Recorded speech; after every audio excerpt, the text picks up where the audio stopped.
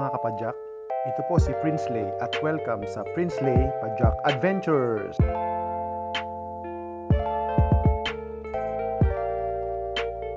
Welcome sa Padyakeros, isa sa mga aktibong grupo ng mga siklistas dito sa Dubai.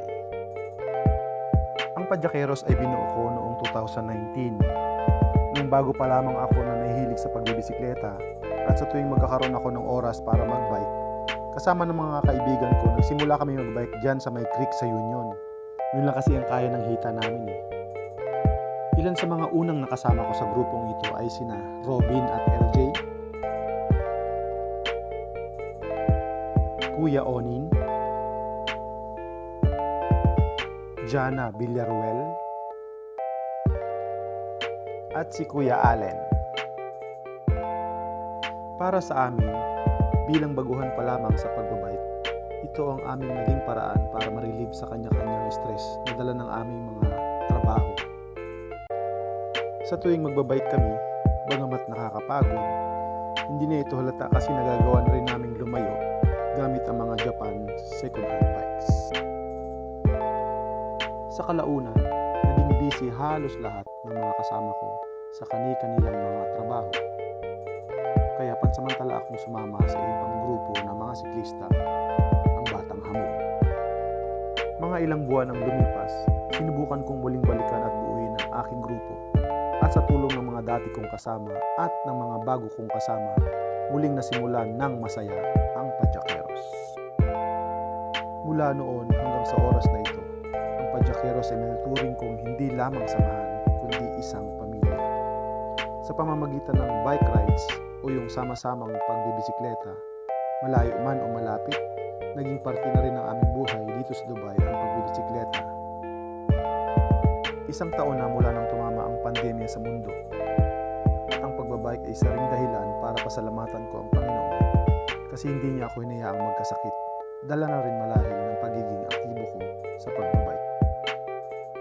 Sa ngayon, ang Padyakeros ay binubuo ng humigit kumulang na 400 miyembro sa iba't ibang lugar sa UAE.